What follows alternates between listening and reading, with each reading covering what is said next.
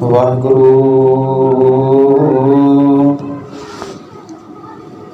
साहिब जीओ।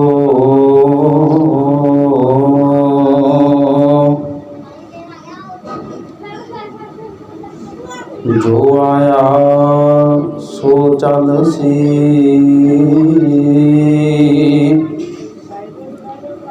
सबको आई वारिया।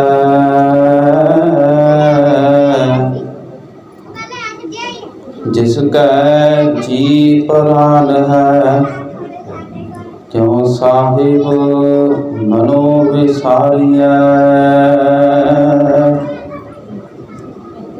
अपन हथी अपना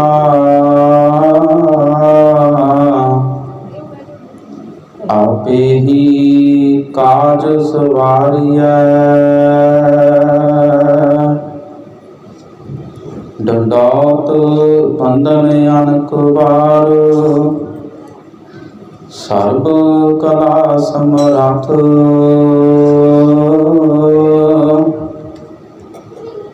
डोलन तेरा को प्रभु, नानक दे कर हाथ।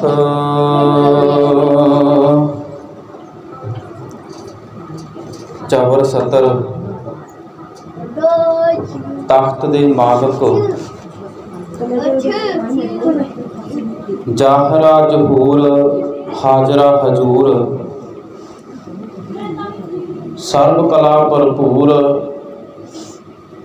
धन धन साहिब श्री गुरु ग्रंथ साहिब महाराज जी दी पावन हजूरी दे अंदर इकट्ठे होए सत्संगी। चलो आओ वो अकाल पुरख महाराज जी दे उस बाणी दी विचार नूं आरंभता करिए।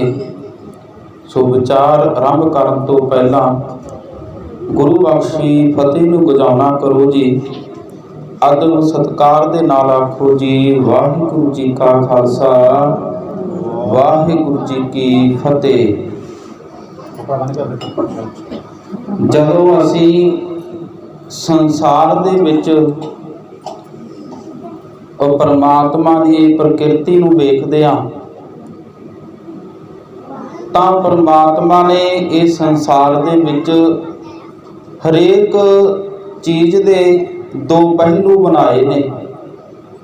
जिस तरह कह लीए भी जे सिक्का हुंदा उहदे दोवें पासे होया करदे ने, ते उसे तरह गुरु महाराज जी ने संसार नूं एक कार चलाउंदे होए जिवें दिन ते रात दोवें पक्ष बना दिते, इसे तरह गुरु महाराज जी ने धुप ते छां दा पक्ष बनाया है। ते उसे तरह ही गुरु महाराज जी ने ये जन्म ते मरण का भी पक्ष बनाया है। गुरु महाराज जी ने जदों पुछना करदे हैं संसार दे विच,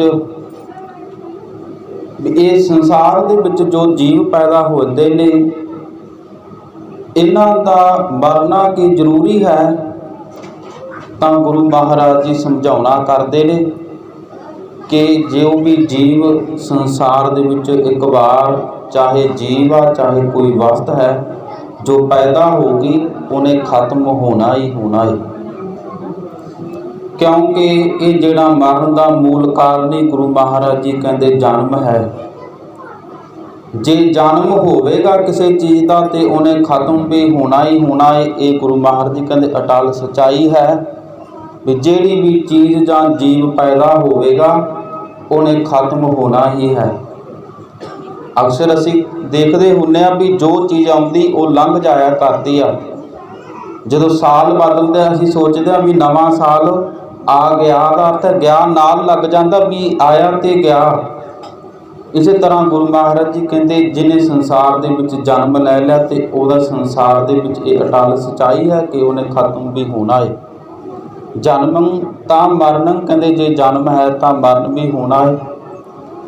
गुरु तेग बहादुर महाराज जी की बाणी नूं पढ़ना करते हैं तो गुरु महाराज समझाउणा करते कि जो उपजै सो बिनस है, पर आज कै काल कहते जो चीज़ उपजगी एक बार पैदा होगी उन्हें बिनसी जाना है, चाहे कोई चीज़ अज बिनस जे चाहे कोई कल बिनस जाए। तो इस तरह जो गुरु महाराज जी ने पुछना करते हैं तो गुरु महाराज जी दसना करते कि संसार दे विच आउण तो पहला मनुख अपना ये मरना ये साहा लिखा के लेके आउंदा है। जदों ये मंडल दे विच आउंदा है तो गुरु महाराज जी दसना करते कि मरण लिखाए मंडल मह आए, कि जेड़ा जीव ये जगत रूपी मंडल दे विच आउंदा ते पहला वो अपना ये साहा लिखा के आउंदा है। धन गुरु नानक साहब महाराज जी ने सानू समझाउणा कीता है, ते जिस तरह असी बड़े हर रोज़ उस शब्द नूं पढ़ना करते हैं, संबत साहा लिखिया मिलकर पावो तेल, देहो सजन अशीसड़िया ज्यों होवै सहब स्यों मेल। हुण साहा जिहड़ा पहला साहे दा अर्थ हुंदा सी भी ब्याह वाले दिन वो दिन मुकर कीता जांदा सी, साल महीना ते दिन जिस दिन वो ब्याह होना सी उस दिन वो साहा लिखिया जांदा सी। धन गुरु नानक साहब महाराज जी ने ये बड़ी ही सानू समझाउण दे यतन कीते ने। कोई इदां दी उदाहरण दे के नहीं, उन्होंने सानू एक विआह की उदाहरण दे के समझाउणा कीता। कहते जिस तरह किसी लड़की दे विआह वाले दिन उहदा साहा लिखिया जांदा, दिन मुकर कीता जांदा भी आ दिन ये लड़की का विआह होना है, उस तरह गुरु महाराज जी कहते मनुख का भी साहा लिखिया जांदा है। साडा भी वो परमात्मा साहा लिखदा है ते जिहदे ते साडा भी सारियां दा साहा लिखिया जांदा, जिहदे विच वो परमात्मा साडा दिन मुकर करदा है ते वो साहे अनुसार सारे जीव जंतु इस संसार दे विच आके ते चले जांदे ने। ये एक दा नहीं, इत्थे तां सारियां दे समेत जिन्ने असी गुरु महाराज हजूरी विच बैठे हैं ते सारियां दी साहा लिखिया गया है। वो अकाल पुरख ने जन्म लैण तो पहले सारियां दा साडा ये साहा लिख दिता, वो दिन मुकर कर दिता परमात्मा ने साडा जिस दिन असी इथों चले जाना है। तो जो असी पावन बचन पढ़ते हैं, संबत साहा लिखिया मिलकर पावो तेल, देहो सजन सीसड़ियाँ जे होवै सहब स्यों मेल। कहते वो परमात्मा नूं चेते करिए ते तां कि वो परमात्मा दे नाल साडा मेल हो जावे।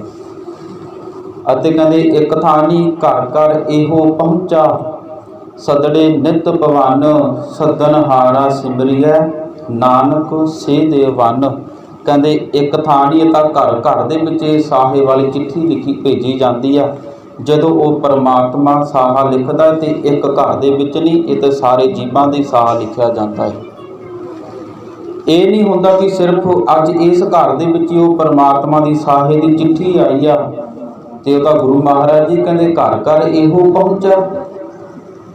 धन गुरु नानक महाराज जी कहते तो हरेक घर दे विचों साहे दी चिट्ठी लिखी गई आ, पर वो जिहदा दिन आ जाया करदा वो परमात्मा दे कोल चला जाता है।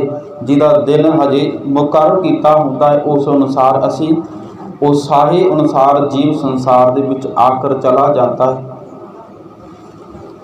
ते ये साहे नूं ये नहीं है भी असी जिस तरह ब्याह वाले साहे नूं अगे पिछे नहीं करते, जदों साहा लिखा जाता उस दिन ही और लड़की का ब्याह किया जाता, उस तरह ही कहते ये साडा जिहड़ा साहा लिखा गया इनू भी असी टाल नहीं सकते। असी भी ये साहे नूं अगे पिछे नहीं कर सकते। जिद्दां दा साडा परमात्मा ने जिस दिन का जिस समय का घड़ी का परमात्मा ने साडा साहा लिख दिता, लिखियाड़ा साहा ना टलै। गुरु महाराज जी कहते जिहड़ा परमात्मा ने साहा लिख दिता वो टलदा ही नहीं है। लख यतन कर लीए असी टालण दा। हुण कई बारी असी आम गल करते हुंदे हां, जदों घर दे विच माता पिता किते बाहर जांदे आ रिश्तेदारी च ते वो बच्चिआं नूं घरे छड्डदे ते कहंदे असी बच्चिआं नूं किते टाल के आए हां ते तां असी इधर आए हां। वो पिछे लगदे सी उन्हां नूं टालिआ असी, मतलब वो टल गए। पर ये जिहड़ा साहा है ये असी लख यतन कर लईए, हरेक मनुख यतन करदा है, हरेक दा यही यतन हुंदा भी मैं इहनूं टाल देवां। पर गुरु महाराज जी कहते ये टलदा ही नहीं है, क्योंकि जिहड़ा लिखिआ साहा ना टलै। जिन्ने मर्जी यतन कर लीए वो दिन जिहड़ा साहा लिखिआ है कहते वो टलिआ नहीं जा सकता। इस तरह जदों फरीद जी नूं पढ़ना करते हैं तां कहते जदों संसार दे विच आउंदा है तां साडी त्रै मन देहुरी ਚੱਲੈ ਪਾਣੀ ਅੰਨ, ਆਇਓ ਬੰਦਾ ਦੁਨੀ ਵਿੱਚ ਵਕਤ ਅਸੂਨੀ ਵੰਨ। ਕਹਿੰਦੇ ਆਸਾਵਾਂ ਦੀਆਂ ਪੰਡਾਂ ਲੈ ਕੇ ਸੰਸਾਰ ਵਿੱਚ ਆਉਂਦਾ ਹੈ। ਸੰਸਾਰ ਵਿੱਚ ਆ ਕੇ ਆਪੋ ਆਪਣੇ ਹਰੇਕ ਮਨੁੱਖ ਦੀਆਂ ਆਸਾਵਾਂ ਹੋਇਆ ਕਰਦੀਆਂ। ਕੋਈ ਸੋਚਦਾ ਵੀ ਮੈਂ ਆਹ ਕੰਮ ਕਰਨਾ ਹੈ, ਕੋਈ ਸੋਚਦਾ ਵੀ ਮੈਂ ਇਹ ਕੰਮ ਕਰਨਾ ਹੈ। ਵੱਖ-ਵੱਖ ਕੰਮਾਂ ਦੀਆਂ ਆਸਾਵਾਂ ਹੋਇਆ ਕਰਦੀਆਂ ਨੇ। ਪਰ ਕਹਿੰਦੇ ਉਹ ਪਰਮਾਤਮਾ ਜਦੋਂ ਭਗਤ ਫਰੀਦ ਜੀ ਨੂੰ ਪੜ੍ਹਨਾ ਕਰਦੇ, ਕਹਿੰਦੇ ਜਦੋਂ ਸਾਹਾ ਆ ਜਾਇਆ ਕਰਦਾ ਫਿਰ ਉਹ ਨਹੀਂ ਟਲਦਾ। ਲੱਖ ਵਿਅਕਤੀ ਲੁਕ ਛਿਪ ਕੇ ਰਹਿ ਲਵੇ। ਭਗਤ ਫਰੀਦ ਜੀ ਕਹਿੰਦੇ ਮਲਕਲ ਮੌਤ ਜਾਂ ਆਵਸੀ ਸਭ ਦਰਵਾਜ਼ੇ ਭੰਨ। ਕਹਿੰਦੇ ਜਦੋਂ ਉਹ ਕਿਸੇ ਵਿਅਕਤੀ ਦੀ ਮੌਤ ਆ ਜਾਇਆ ਕਰਦੀ ਆ ਤੇ ਉਹ ਸਾਰੇ ਦਰਵਾਜ਼ੇ ਭੰਨ ਕੇ ਆ ਜਾਇਆ ਕਰਦੀ ਆ। ਦਰਵਾਜ਼ੇ ਦਾ ਮਤਲਬ ਹੁੰਦਾ ਵੀ ਆਸਰਾ ਓਟ ਲੈਣੀ, ਵੀ ਕਿਸੇ ਵੱਲੋਂ ਪਰਦਾ ਕਰਨਾ, ਆਪਣਾ ਬਚਾਅ ਕਰਨਾ। ਕਈ ਵਾਰੀ ਕਿਸੇ ਵਿਅਕਤੀ ਤੇ ਕੋਈ ਮੁਸੀਬਤ ਆਉਂਦੀ ਹੈ ਤਾਂ ਵਿਅਕਤੀ ਸੋਚਦਾ ਵੀ ਮੈਂ ਭੱਜ ਕੇ ਅੰਦਰ ਵੜ ਕੇ ਦਰਵਾਜ਼ੇ ਦੀ ਕੁੰਡੀ ਲਾ ਲਈ, ਮਤਲਬ ਮੈਂ ਦਰਵਾਜ਼ਾ ਢੋ ਲਿਆ ਤੇ ਜਿਹਦੇ ਕਰਕੇ ਮੇਰਾ ਬਚਾਅ ਹੋ ਗਿਆ, ਉਹ ਚੀਜ਼ ਅੱਗੇ ਨਹੀਂ ਆ ਸਕੀ। ਪਰ ਗੁਰੂ ਮਹਾਰਾਜ ਜੀ ਕਹਿੰਦੇ ਇਹ ਜਿਹੜੀ ਮੌਤ ਹੈ ਇਹ ਤਾਂ ਦਰਵਾਜ਼ੇ ਤੋਂ ਵੀ ਨਹੀਂ ਰੁਕਦੀ। ਇਹ ਤਾਂ ਅਸੀਂ ਲੱਖ ਦਰਵਾਜ਼ੇ ਲਾ ਲਈਏ, ਲੱਖ ਜਿੰਦਰੇ ਲਾ ਲਈਏ, ਕਹਿੰਦੇ ਇਹਨੇ ਤਾਂ ਫਿਰ ਵੀ ਆ ਜਾਣਾ ਹੈ। ਤੇ ਇਸ ਕਰਕੇ ਕਹਿੰਦੇ ਜਿੰਨੇ ਮਰਜ਼ੀ ਦਰਵਾਜ਼ੇ ਲਾ ਲਈਏ, ਜਿੱਥੇ ਮਰਜ਼ੀ ਲੁਕ ਛਿਪ ਕੇ ਬਹਿ ਜਾਈਏ, ਤੇ ਜਦੋਂ ਦਿਨ ਆਉਣਾ ਹੈ ਤੇ ਇਹਨੇ ਆ ਹੀ ਜਾਣਾ ਹੈ। ਇਸ ਕਰਕੇ ਕਹਿੰਦੇ ਜਦੋਂ ਵਿਅਕਤੀ ਦਾ ਇਹ ਦਿਨ ਆਉਂਦਾ ਹੈ ਤਾਂ ਲੱਖ ਵਿਅਕਤੀ ਯਤਨ ਕਰਦਾ ਹੈ। ਕੋਈ ਵਿਅਕਤੀ ਬਲਵਾਨ ਹੁੰਦਾ, ਉਹ ਬਾਹਾਂ ਦੇ ਜ਼ੋਰ ਦੇ ਨਾਲ ਬੜੇ ਕਰਮ ਰੋਕ ਲੈਂਦਾ। ਪਰ ਕਹਿੰਦੇ ਇਹ ਮੌਤ ਹੈ ਜਿਹੜੀ ਉਹ ਬਾਹਾਂ ਦਾ ਦਰਵਾਜ਼ਾ ਵੀ ਤੋੜ ਦਿਆ ਕਰਦੀ ਹੈ। ਕਿਸੇ ਵਿਅਕਤੀ ਨੂੰ ਆਪਣੇ ਧੜੇ ਦਾ ਹੁੰਦਾ ਵੀ ਮੈਂ ਇਸ ਧੜੇ ਨਾਲ, ਇਹ ਧੜਾ ਮੇਰੀ ਹਰੇਕ ਮੇਰੇ ਤੇ ਮੁਸੀਬਤ ਆਉਂਦੀ ਰੋਕ ਲੈਂਦਾ। ਪਰ ਜਿੱਥੇ ਇਹ ਸਾਹਾ ਆਉਂਦਾ ਹੈ ਉੱਥੇ ਉਹ ਧੜਾ ਵੀ ਖਤਮ ਹੋ ਜਾਂਦਾ ਹੈ। ਭਾਵ ਗੁਰੂ ਮਹਾਰਾਜ ਜੀ ਕਹਿੰਦੇ ਸਾਡੇ ਨਾਮ ਦੇ 9 ਦਰਵਾਜ਼ੇ ਭੰਨ ਕੇ ਉਹ ਆ ਜਾਇਆ ਕਰਦੀ ਆ ਤੇ ਨਾ ਹੀ ਇਹਨੂੰ ਕੋਈ ਢਾਲ ਸਕਦਾ ਹੈ। ਕਿਉਂਕਿ ਇਹ ਅਟਲ ਸੱਚਾਈ ਹੈ ਵੀ ਜਿਹੜੇ ਜੀਵ ਨੇ ਸੰਸਾਰ ਵਿੱਚ ਆਇਆ ਤੇ ਉਹ ਸੰਸਾਰ ਦੇ ਵਿੱਚੋਂ ਚਲਾ ਹੀ ਜਾਂਦਾ ਹੈ। ਸਾਹੇ ਦਾ ਗੁਰੂ ਮਹਾਰਾਜ ਜੀ ਨੇ ਕਮਾਲ ਕੀਤੀ ਵੀ ਜਦੋਂ ਸਾਰੇ ਜੀਵਾਂ ਦਾ ਇਹ ਸਾਹਾ ਲਿਖਿਆ ਜਾਂਦਾ, ਪਰ ਪਰਮਾਤਮਾ ਨੇ ਇਹ ਸਾਹੇ ਦਾ ਇੱਕ ਸਾਥੋਂ ਲੁਕੋ ਰੱਖਿਆ ਵੀ ਸਾਨੂੰ ਕਿਸੇ ਨੂੰ ਇਹ ਨਹੀਂ ਪਤਾ ਵੀ ਮੇਰਾ ਸਾਹਾ ਕਿਸ ਦਿਨ ਦਾ ਲਿਖਿਆ ਹੋਇਆ। ਸਾਨੂੰ ਕਿਸੇ ਨੂੰ ਨਹੀਂ ਪਤਾ ਵੀ ਕਿਹਦਾ ਸਾਹਾ ਕਿਸ ਦਿਨ ਦਾ ਲਿਖਿਆ ਗਿਆ। ਪਰ ਜੇ ਸਾਨੂੰ ਪਤਾ ਹੁੰਦਾ ਤੇ ਹੋ ਸਕਦਾ ਸੀ ਕਿਤੇ ਜ਼ਿਆਦਾ ਵਿਅਕਤੀ ਕਈ ਵਾਰੀ ਇਹ ਸੋਚ ਕੇ ਡਿਪਰੈਸ਼ਨ ਵਿੱਚ ਚਲੇ ਜਾਂਦੇ। ਕਿਉਂਕਿ ਜੇ ਸਾਨੂੰ ਇਹ ਪਤਾ ਹੁੰਦਾ ਵੀ ਆਹ ਸਾਲ ਤੇ ਇੰਨੀ ਤਰੀਕ ਨੂੰ ਮੈਂ ਸੰਸਾਰ ਦੇ ਵਿੱਚੋਂ ਮੇਰੀ ਮੌਤ ਹੋ ਜਾਣੀ ਆ, ਤੇ ਵਿਅਕਤੀ ਨੇ ਤਾਂ ਪਹਿਲੀ ਉਹ ਦਿਨ ਤੋਂ ਆਉਣ ਤੋਂ ਪਹਿਲੀ ਡਿਪਰੈਸ਼ਨ ਵਿੱਚ ਚਲਾ ਜਾਣਾ ਸੀ। ਪਹਿਲੀ ਆਪਣੇ ਆਪ ਨੂੰ ਹਸਪਤਾਲਾਂ ਦੇ ਵਿੱਚ ਐਡਮਿਟ ਕਰਵਾ ਲੈਣਾ ਸੀ ਵੀ ਹੋ ਸਕਦਾ ਮੈਂ ਬਚ ਜਾਵਾਂ। ਆਪਣੀਆਂ ਪਹਿਲੀ ਖੁਸ਼ੀਆਂ ਦੂਰ ਕਰ ਲੈਣੀਆਂ ਸੀ। ਪਰ ਗੁਰੂ ਮਹਾਰਾਜ ਜੀ ਨੇ ਉਹ ਕਿਸੇ ਦੇ ਸਾਹਮਣੇ ਪ੍ਰਗਟ ਨਹੀਂ ਕੀਤਾ। ਕਿਸੇ ਨੂੰ ਨਹੀਂ ਪਤਾ ਵੀ ਕਿਹਦਾ ਸਾਹ ਕਿਸ ਦਿਨ ਦਾ ਲਿਖਿਆ। ਇਸ ਕਰਕੇ ਗੁਰੂ ਮਹਾਰਾਜ ਜੀ ਕਹਿੰਦੇ ਵੀ ਤੂੰ ਸੰਸਾਰ ਵਿੱਚ ਹੱਸ ਖੇਡ ਲੈ, ਮੈਂ ਆਪਣੇ ਆਪ ਹੀ ਲੈ ਜਾਣਾ ਇੱਥੋਂ।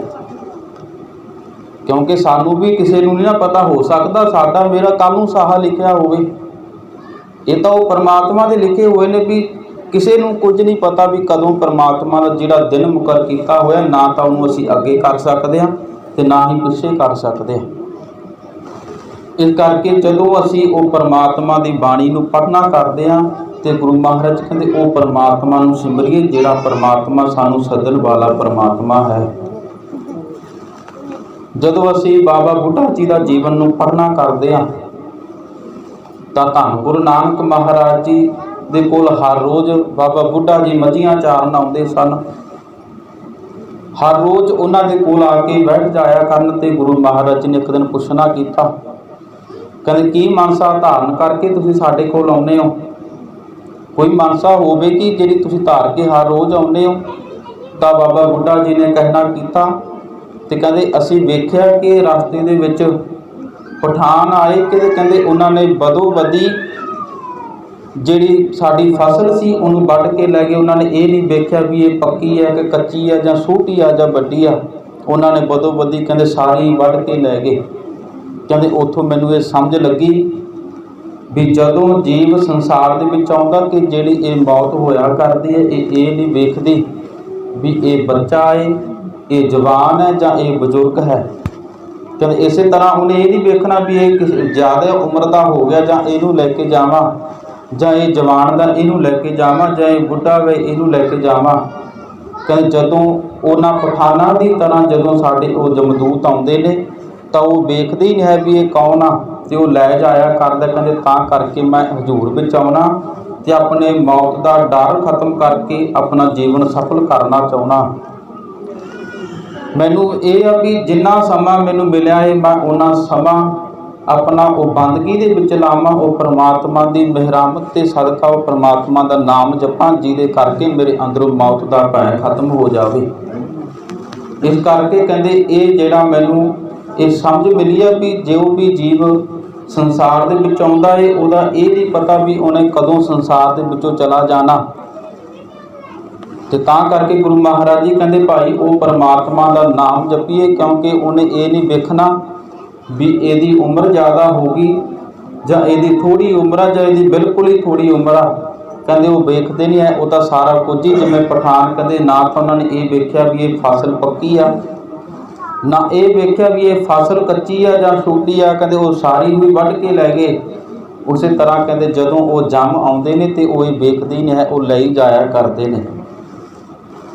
ਤਾਂ ਕਰਕੇ ਗੁਰੂ ਮਹਾਰਾਜ ਜੀ ਕਹਿੰਦੇ ਭਾਈ ਤੂੰ ਆਪਣੇ ਜੀਵਨ ਦੇ ਵਿੱਚ ਉਹ ਪਰਮਾਤਮਾ ਨੂੰ ਸਿਮਰਨਾ ਕਰ, ਜਿਹੜੇ ਪਰਮਾਤਮਾ ਦੇ ਸਿਮਰਿਆ ਤੇਰਾ ਜੀਵਨ ਇਹ ਜਿਹੜੀ ਤੈਨੂੰ ਘੜੀ ਮਿਲੀ ਹੈ ਇਹ ਸਫਲ ਹੋ ਸਕੇ। ਜਦੋਂ ਗੁਰੂ ਗੋਬਿੰਦ ਸਿੰਘ ਮਹਾਰਾਜ ਜੀ ਦਾ ਦਰਬਾਰ ਸਜਦਾ ਹੈ ਤੇ ਧੰਨ ਗੁਰੂ ਗੋਬਿੰਦ ਸਿੰਘ ਮਹਾਰਾਜ ਜੀ ਉਹ ਦਰਬਾਰ ਵਿੱਚ ਬੈਠੇ ਹੋਏ ਸਿੱਖਾਂ ਨੂੰ ਪੁੱਛਣਾ ਕਰਦੇ ਨੇ, ਕਹਿੰਦੇ ਇਹ ਦੱਸਣਾ ਕਰੋ ਵੀ ਜਿਹੜੀ ਇਹ ਮੌਤ ਹੋਇਆ ਕਰਦੀ ਆ ਇਹ ਮਨੁੱਖ ਦੇ ਕਿੰਨੀ ਕੁ ਨਜ਼ਦੀਕ ਹੁੰਦੀ ਆ। ਹੁਣ ਸਾਰੇ ਸਿੱਖਾਂ ਨੇ ਆਪੋ ਆਪਣੀ ਬੁੱਧ ਅਨੁਸਾਰ ਦੱਸਣਾ ਕੀਤਾ। ਕੋਈ ਦੱਸਦਾ ਏ ਵੀ ਗੁਰੂ ਸਾਹਿਬ ਜੀ ਇਹ ਜਿਹੜੀ ਮੌਤ ਹੈ ਇਹ ਵਿਅਕਤੀ ਦੇ ਇੰਨੀ ਕੁ ਨੇੜੇ ਹੈ ਕਿ ਅਸੀਂ ਕੱਲ੍ਹ ਦਾ ਸੂਰਜ ਵੇਖਣਾ ਹੈ ਕਿ ਨਹੀਂ ਵੇਖਣਾ, ਕਿ ਇੰਨੀ ਕੁ ਨੇੜੇ ਹੈ। ਤੇ ਦੂਸਰੇ ਨੂੰ ਪੁੱਛਣਾ ਕਰਦਾ, ਕਹਿੰਦੇ ਤੂੰ ਦੱਸ ਭਾਈ ਕਿੰਨੀ ਕੁ ਨਜ਼ਦੀਕ ਹੈ। ਤੇ ਉਹ ਦੱਸਦਾ ਹੈ ਕਹਿੰਦੇ ਗੁਰੂ ਮਹਾਰਾਜ ਜੀ ਇਹ ਮੌਤ ਸਾਡੀ ਇੰਨੀ ਕੁ ਨੇੜੇ ਹੈ ਕਿ ਅਸੀਂ ਸਵੇਰ ਵੇਖਣੀ ਹੈ ਕਿ ਨਹੀਂ ਵੇਖਣੀ, ਕਹਿੰਦੇ ਇਸ ਮਨੁੱਖ ਦੇ ਇੰਨੀ ਕੁ ਨੇੜੇ ਹੈ। ਤੇ ਪਰ ਜਦੋਂ ਭਾਈ ਨੰਦ ਲਾਲ ਜੀ ਨੂੰ ਪੁੱਛਣਾ ਕੀਤਾ ਤਾਂ ਭਾਈ ਨੰਦ ਲਾਲ ਜੀ ਦੱਸਣਾ ਕਰਦੇ, ਕਹਿੰਦੇ ਗੁਰੂ ਮਹਾਰਾਜ ਜੀ ਇਹ ਮੌਤ ਤਾਂ ਸਾਡੀ ਇੰਨੀ ਕੁ ਨੇੜੇ ਆ ਕਿ ਜਿਹੜਾ ਸਾਹ ਸਾਡੇ ਅੰਦਰ ਗਿਆ ਉਹ ਬਾਹਰ ਆਉਣਾ ਹੈ ਕਿ ਨਹੀਂ ਆਉਣਾ, ਕਹਿੰਦੇ ਇਹ ਸਾਡੀ ਇੰਨੀ ਕੁ ਨੇੜੇ ਆ। ਇਸ ਕਰਕੇ ਗੁਰੂ ਮਹਾਰਾਜ ਜੀ ਕਹਿੰਦੇ ਭਾਈ ਇਹ ਮੌਤ ਦਾ ਕੋਈ ਪਤਾ ਨਹੀਂ, ਇਹ ਜਿਹੜਾ ਸਾਡਾ ਸਾਹ ਅੰਦਰ ਗਿਆ ਹੈ ਕਿ ਇਹਨੇ ਬਾਹਰ ਆਉਣਾ ਹੈ ਕਿ ਨਹੀਂ ਆਉਣਾ। ਤਾਂ ਕਰਕੇ ਗੁਰੂ ਮਹਾਰਾਜ ਜੀ ਕਹਿੰਦੇ ਹਰ ਜਪਤਿਆਂ ਖਿਨ ਢਿੱਲ ਨਾ ਕੀਚਈ ਮੇਰੀ ਜਿੰਦੜੀਏ, ਮਤ ਕੇ ਜਾਪੈ ਸਾਂ ਆਵੈ ਨਾ ਆਵੈ ਰਾਮ। ਕਹਿੰਦੇ ਸਾਨੂੰ ਤਾਂ ਇਹ ਨਹੀਂ ਪਤਾ ਵੀ ਅਗਲਾ ਸਾਹ ਆਉਣਾ ਹੈ ਕਿ ਨਹੀਂ ਆਉਣਾ, ਅਸੀਂ ਬੜੀਆਂ ਵੱਡੀਆਂ ਆਸ਼ਾਵਾਂ ਲਾ ਕੇ ਸੰਸਾਰ ਵਿੱਚ ਤੁਰੇ ਫਿਰਦੇ ਹਾਂ। ਸੰਸਾਰ ਦੇ ਵਿੱਚ ਆ ਕੇ ਮਨੁੱਖ ਹੋਰ ਵਸਤਾਵਾਂ ਦੇ ਨਾਲ ਮੋਹ ਪਾ ਕੇ ਵੱਡੀਆਂ ਆਸ਼ਾਵਾਂ ਲਾ ਲੈਂਦਾ, ਪਰ ਉਹ ਪਰਮਾਤਮਾ ਦੀ ਬੰਦਗੀ ਕਰਨਾ ਭੁੱਲ ਹੀ ਜਾਂਦਾ ਹੈ। ਉਹ ਪਰਮਾਤਮਾ ਦਾ ਨਾਮ ਜਪਣਾ ਭੁੱਲ ਜਾਇਆ ਕਰਦਾ ਹੈ, ਜਿਹਦੇ ਕਰਕੇ ਭਗਤ ਫਰੀਦ ਮਹਾਰਾਜ ਜੀ ਕਹਿਣਾ ਕਰਦੇ ਨੇ ਜਦੋਂ ਰਵਿਦਾਸ ਜੀ ਨੂੰ ਪੜ੍ਹਦੇ ਆ, ਕਹਿੰਦੇ ਸੰਸਾਰ ਦੇ ਵਿੱਚ ਮਨੁੱਖ ਕੀ ਕਰਦਾ ਹੈ, ਉੱਚੇ ਮੰਦਰ ਸਾਲ ਰਸੋਈ। ਕਹਿੰਦੇ ਸੰਸਾਰ ਵਿੱਚ ਆਉਂਦਾ ਬੜੇ ਉੱਚੇ ਘਰ ਬਣਾਉਂਦਾ, ਮਹਿਲ ਬਣਾ ਕੇ ਰਹਿੰਦਾ ਹੈ। ਮਨੁੱਖ ਸਾਰੀ ਜ਼ਿੰਦਗੀ ਆਪੋ ਆਪਣੇ ਘਰਾਂ ਮਕਾਨਾਂ ਨੂੰ ਬਣਾਉਣ ਦੇ ਵਿੱਚ ਲਾ ਦਿੰਦਾ ਹੈ, ਪਰ ਜਿਹੜੇ ਮਕਾਨ ਵਾਸਤੇ ਉਹ ਸਾਰੀ ਜ਼ਿੰਦਗੀ ਉਹ ਮਕਾਨ ਨੂੰ ਮਹਿਲ ਨੂੰ ਬਣਾਉਣ ਵਾਸਤੇ ਲਾਉਂਦਾ ਹੈ। ਤਾਂ ਭਗਤ ਰਵਿਦਾਸ ਜੀ ਕਹਿੰਦੇ ਅਖੀਰ ਵਿੱਚ ਕੀ ਹੁੰਦਾ, ਏਕ ਘੜੀ ਪੁਨ ਰਹਿ ਨਾ ਹੋਈ।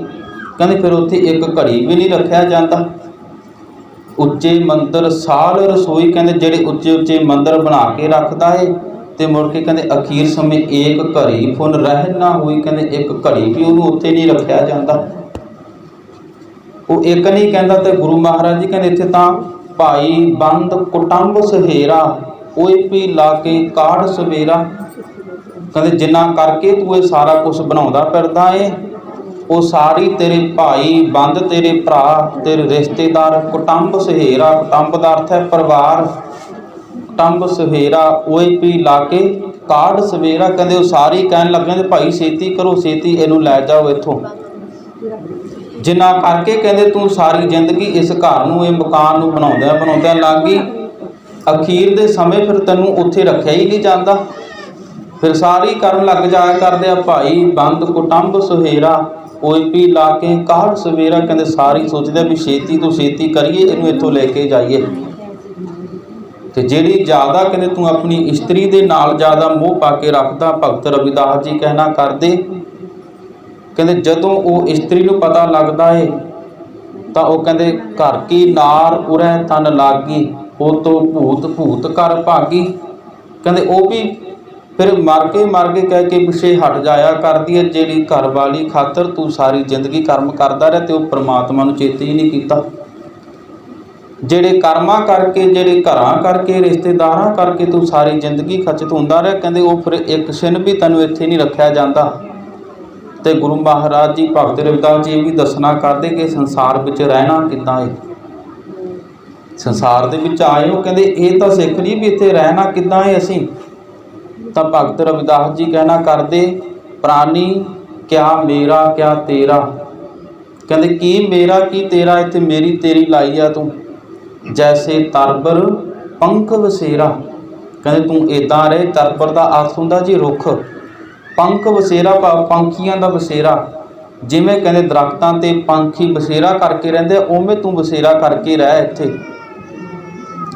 ਹੁਣ ਦੇਖੋ ਵੀ ਜਦੋਂ ਕੋਈ ਬੱਚਾ ਛੁੱਟੀਆਂ ਦੇ ਵਿੱਚ ਜਾਂ ਕਿਤੇ ਰਿਸ਼ਤੇਦਾਰੀ 'ਤੇ ਚਲਾ ਜਾਂਦਾ ਹੈ ਤੇ ਉਹ ਗਿਆ ਤਾਂ ਉੱਥੇ ਛੁੱਟੀਆਂ ਕੱਟਣ ਹੈ, ਤੇ ਉੱਥੇ ਜਾ ਕੇ ਉਹ ਮੋਹ ਪਾ ਕੇ ਬਹਿ ਜਾਂਦਾ ਉਹਨਾਂ ਆਪਣੇ ਰਿਸ਼ਤੇਦਾਰਾਂ ਦੇ ਨਾਲ, ਉੱਥੋਂ ਦੀਆਂ ਵਸਤਾਵਾਂ ਦੇ ਨਾਲ। ਤੇ ਆਉਣ ਲੱਗਿਆ ਮਨ ਦੇ ਵਿੱਚ ਬੜਾ ਦੁਖੀ ਹੁੰਦਾ, ਰੋਂਦਾ ਹੈ। ਪਰ ਜੋ ਇਹ ਯਾਦ ਰੱਖੇ ਵੀ ਮੈਂ ਇੱਥੇ ਸਿਰਫ ਦਿਨ ਕੱਟਣ ਵਾਸਤੇ ਆਇਆ ਤੇ ਇੱਥੋਂ ਚਲਾ ਜਾਣਾ ਹੈ। ਤੇ ਇਸੇ ਤਰ੍ਹਾਂ ਕਹਿੰਦੇ ਸੰਸਾਰ ਦੇ ਵਿੱਚ ਵਿਅਕਤੀ ਵੀ ਇੱਕ ਉਹ ਪਰਮਾਤਮਾ ਦੇ ਅਨੁਸਾਰ ਇੱਥੇ ਪੰਛੀਆਂ ਦੀ ਤਰ੍ਹਾਂ ਰਹਿ ਨਹੀਂ ਆਇਆ ਤੇ ਇੱਥੇ ਮਨੁੱਖ ਆਪਣੇ ਪੱਕੇ ਘਰ ਬਣਾ ਕੇ ਬਹਿ ਗਿਆ।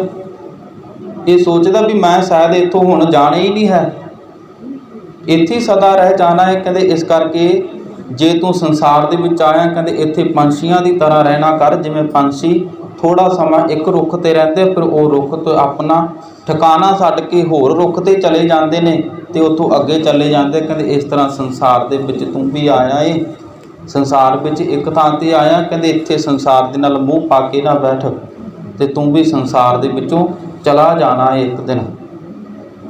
ਹੁਣ ਕਈ ਵਾਰੀ ਅਸੀਂ ਅਕਸਰ ਗੱਲ ਕਰਦੇ ਹੁੰਦੇ ਵੀ ਭਾਈ ਜਦੋਂ ਕੋਈ ਵਿਅਕਤੀ ਦੀ ਕਿਸੇ ਦੀ ਮੌਤ ਹੋ ਜਾਇਆ ਕਰਦੀ, ਅਸੀਂ ਸੋਚਦੇ ਹਾਂ ਵੀ ਭਾਈ ਇਸ ਵਿਅਕਤੀ ਦਾ ਹਜੇ ਸਮਾਂ ਨਹੀਂ ਆਇਆ ਸੀ। ਅਕਸਰ ਇਹ ਸਾਡੇ ਘਰਾਂ ਦੇ ਵਿੱਚ ਅਕਸਰ ਗੱਲ ਹੁੰਦੀ ਹੈ ਵੀ ਹਜੇ ਇਹਦਾ ਸਮਾਂ ਆਇਆ ਨਹੀਂ ਸੀ, ਵੀ ਇਹ ਤਾਂ ਪਹਿਲੀ ਪਰਮਾਤਮਾ ਇਹਨੂੰ ਲੈ ਗਿਆ। ਪਰ ਜਦੋਂ ਗੁਰੂ ਮਹਾਰਾਜ ਜੀ ਨੂੰ ਪਾਲਣਾ ਕਰਦੇ ਹਾਂ, ਇਹਦਾ ਸੱਦਾ ਤੋਂ ਪਹਿਲਾਂ ਕੋਈ ਵਿਅਕਤੀ ਇੱਥੋਂ ਜਾ ਹੀ ਨਹੀਂ ਸਕਦਾ। ਅਸੀਂ ਕਹਿੰਦੇ ਵੀ ਹਜੇ ਇਹਦਾ ਸਮਾਂ ਇਹਨੂੰ ਆਇਆ ਹੀ ਨਹੀਂ ਸੀ ਜਿਹਦੇ ਕਰਕੇ ਇਹਨੂੰ ਜਾਣਾ ਪਿਆ। ਪਰ ਗੁਰੂ ਮਹਾਰਾਜ ਜੀ ਨੂੰ ਜਦੋਂ ਪੜ੍ਹਨਾ ਕਰਦੇ, ਉਹ ਕਹਿੰਦੇ ਕਿਸੇ ਦੇ ਸੱਦੇ ਤੋਂ ਬਿਨਾਂ ਕੋਈ ਇੱਥੋਂ ਜਾ ਹੀ ਨਹੀਂ ਸਕਦਾ। ਜੇ ਕਿਸੇ ਦਾ ਸਮਾਂ ਆਇਆ ਤੇ ਤਾਂ ਹੀ ਇੱਥੋਂ ਗਿਆ।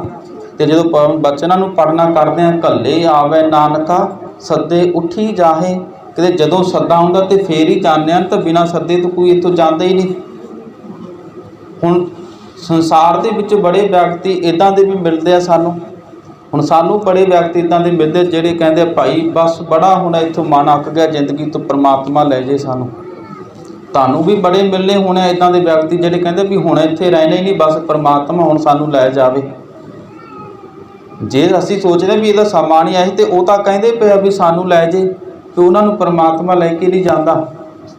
ਪਰ ਇਹ ਸੱਚ ਹੈ ਵੀ ਪਰਮਾਤਮਾ ਸਮੇਂ ਤੋਂ ਪਹਿਲਾਂ ਕਿਸੇ ਨੂੰ ਨਹੀਂ ਲੈ ਕੇ ਜਾਂਦਾ। ਜਿਹਦਾ ਸਮਾਂ ਆ ਜਾਇਆ ਕਰਦਾ ਹੈ ਉਹਨੂੰ ਪਰਮਾਤਮਾ ਲੈ ਕੇ ਜਾਂਦਾ ਹੈ। ਇਸ ਕਰਕੇ ਕਹਿੰਦੇ ਉਹ ਪਰਮਾਤਮਾ ਦੇ ਸਾਹੇ ਅਨੁਸਾਰ ਹੀ ਸੰਸਾਰ ਦੇ ਵਿੱਚ ਜੀਵ ਆਉਂਦਾ ਹੈ ਤੇ ਸਾਹੇ ਅਨੁਸਾਰ ਹੀ ਇਹ ਤੋਂ ਸੰਸਾਰ ਵਿੱਚੋਂ ਚਲਾ ਜਾਂਦਾ ਹੈ। ਤਾਂ ਕਰਕੇ ਕਹਿੰਦੇ ਸਾਨੂੰ ਕਿਸੇ ਨੂੰ ਇਹ ਨਹੀਂ ਪਤਾ ਵੀ ਮੇਰਾ ਸਾਹਾ ਕਦੋਂ ਦਾ ਲਿਖਿਆ ਗਿਆ। ਕਹਿੰਦੇ ਭਾਈ ਤੂੰ ਜਿੰਨਾ ਹੋ ਸਕਦਾ ਉਹ ਪਰਮਾਤਮਾ ਦੇ ਨਾਮ ਦੀ ਬੰਦਗੀ ਨੂੰ ਕਰਨਾ ਕਰ, ਕਿਉਂਕਿ ਮਨੁੱਖ ਸਾਰੀ ਜ਼ਿੰਦਗੀ ਇਸ ਸੰਸਾਰ ਦੇ ਕੰਮਾਂ ਵਿੱਚ ਲੱਗਿਆ ਰਹਿੰਦਾ ਹੈ ਤੇ ਅਖੀਰ ਸੋਚਦਾ ਵੀ ਅੱਜ ਨਹੀਂ ਨਾਮ ਜਪਾਂਗਾ, ਅਖੀਰ ਦੇ ਵਿੱਚ ਜਾ ਕੇ ਪਰਮਾਤਮਾ ਦਾ ਨਾਮ ਜਪ ਲਵਾਂਗਾ। ਇਹ ਸੋਚਦਾ ਨਾ ਹਰੇਕ ਵਿਅਕਤੀ ਵੀ ਹਜੇ ਤਾਂ ਮੇਰੀ ਉਮਰ ਹੋਈ ਨਹੀਂ ਸੀ, ਮੈਂ ਪਰਮਾਤਮਾ ਦਾ ਹਜੇ ਕੀ ਨਾਮ ਜਪ ਕੇ ਕਰਨਾ ਹੈ। ਹੁਣ ਸਾਨੂੰ ਸਾਰਿਆਂ ਨੂੰ ਇਹ ਥੋੜ੍ਹੀ ਪਤਾ ਵੀ ਸਾਰਿਆਂ ਨੇ ਬੁਢਾਪੇ ਦੇ ਵਿੱਚ ਜਾ ਕੇ ਖਤਮ ਹੋਣਾ ਹੈ। ਕਿਸੇ ਨੂੰ ਤਾਂ ਇਹ ਪਤਾ ਹੀ ਨਹੀਂ ਨਾ ਹੈ। ਵੀ ਕਿੰਨਾ ਕੁ ਮੇਰਾ ਸਮਾਂ ਅੱਗੇ ਰਹਿੰਦਾ ਹੈ ਜਾਂ ਕਿੰਨਾ ਕੁ ਮੇਰਾ ਹੈ ਸਮਾਂ। ਕਹਿੰਦੇ ਇਸ ਕਰਕੇ ਜਿੰਨਾ ਸਮਾਂ ਮਿਲਿਆ ਉਹ ਪਰਮਾਤਮਾ ਦੀ ਬੰਦਗੀ ਕਰੀਏ, ਅਤੇ ਬੁਢੇਪੇ ਵਿੱਚ ਜਾ ਕੇ ਤਾਂ ਸਾਡਾ ਆਪਣਾ ਆਪ ਸਰੀਰ ਨਹੀਂ ਸੰਭਾਲ ਹੁੰਦਾ। ਭਗਤ ਬੇਨੀ ਜੀ ਨੂੰ ਜਦੋਂ ਪੜ੍ਹਨਾ ਕਰਦੇ ਆ ਤੇ ਉਹ ਦੱਸਣਾ ਕਰਦੇ, ਕਹਿੰਦੇ ਬੁਢਾਪੇ ਵਿੱਚ ਜਾ ਕੇ ਵਿਅਕਤੀ ਦੇ ਕੀ ਹਾਲਾਤ ਹੁੰਦੇ ਨੇ।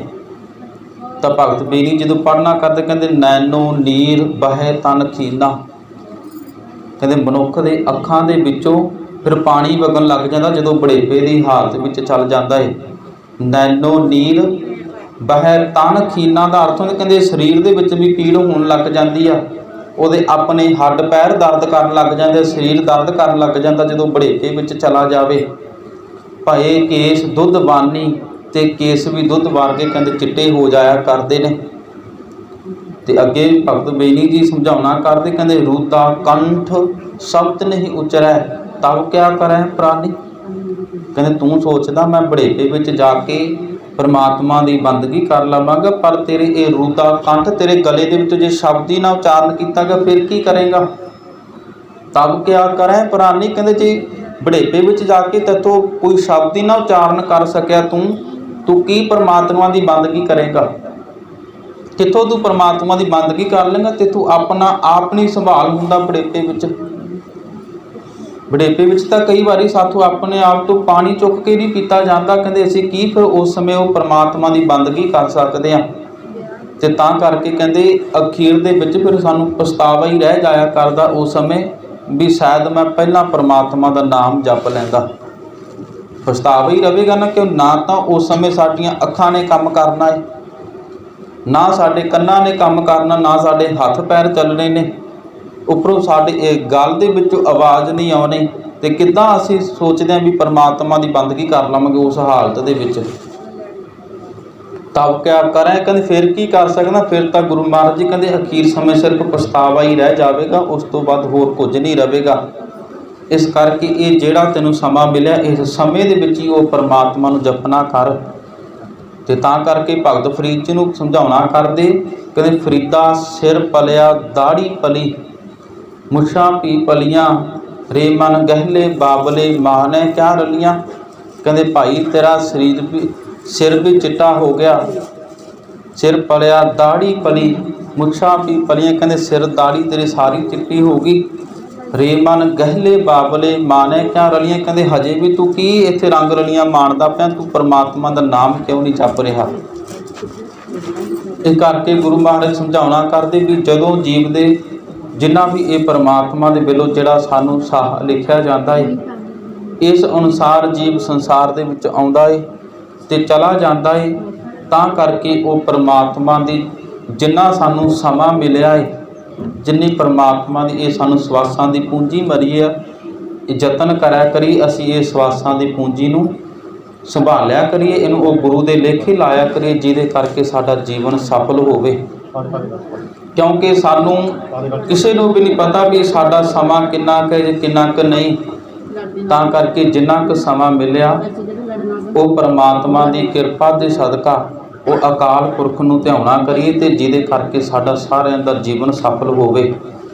ਇਸ ਕਰਕੇ ਗੁਰੂ ਮਹਾਰਾਜ ਜੀ ਕਿਰਪਾ ਕਰਨ, ਸੰਸਾਰ ਦੇ ਵਿੱਚ ਉਹ ਪਰਮਾਤਮਾ ਦੀ ਜਿਹੜਾ ਜੀਵਨ ਬਖਸ਼ਿਆ ਹੋਇਆ ਹੈ ਉਸ ਅਨੁਸਾਰ ਹੀ ਸਾਰੇ ਜੀਵ ਸੰਸਾਰ ਦੇ ਵਿੱਚ ਆ ਕਰ ਇਸ ਸਵਾਸਾਂ ਦੀ ਪੂੰਜੀ ਨੂੰ ਭੋਗਦੇ ਹੋਏ ਸੰਸਾਰ ਦੇ ਵਿੱਚੋਂ ਚਲੇ ਜਾਂਦੇ ਨੇ।